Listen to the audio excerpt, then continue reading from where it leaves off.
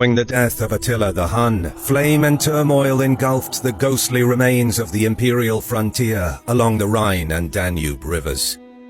Without a prominent warlord at the helm, the network of tribes under Hunnic rule began to fracture. By early 454, from the Hunnic Carpathian base, Attila's eldest son Ellak makes it plain to the breakaway tribes that he is now in command of his father's empire, demanding their submission. But as the snows melted and the Hunnic grazing fields came to life under the warm spring sun, Attila's trusted former lieutenants stirred. Valamir of the Ostrogoths and Ardaric of the Gepids announced they are now the leaders of free peoples and will no longer obey the commands of Ellak or his brothers. Unable to let this challenge go unpunished, Ellak moves with his remaining forces at a startling speed, directly at the heart of the rebel tribes. In an epic ride reminiscent of his father, who in his heyday could appear out of nowhere like a storm with his riders, Ellak does not stop until he has crossed the Danube, the noise of fire and shrieking of captives echoing behind him. Now in what was once Roman Pannonia, he reaches the Sava River and rides along it until his scouts report that there is a force on a tributary called the Nedao. It is Ardaric, and he has brought an allied army of tribes, willing to risk it all to throw off the yoke of the power-hungry sons of Attila.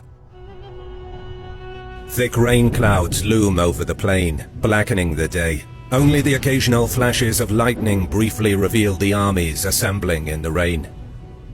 Ardaric greets Ellak on the river plain with a long shield wall, the full extent of his force concealed behind it. The Gepids remain in place as the Huns deploy before them, watching silently from behind the guards of their helmets. Ellak knows Ardaric, the Gepid king who was a great commander and one of his father's closest counselors. But Ellak carries the blood of Attila, the Scourge of God, in his veins.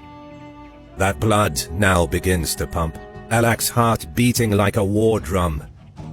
Destroy Ardaric, and Attila's empire will come together once more. Raising his sword to the sky, he screams the war cry that signals the order to attack. Thousands of his men ride forward into the line of silent and unmoving Gepids. Arrows fill the air over their heads as the whirlwind of Hunnic riders come close to loosen their arrows before retreating. Thunder, lightning, rain, the ground shakes with the thrum of hooves. The field churns into mud that soon mixes with the blood of the fallen. Cracks appeared in the rebel line. Howling the same petrifying scream as their leader, the Huns unleash the last volley mid-gallop before drawing lances, swords, nets, and ropes. They are going to round up and butcher the rebels like cattle.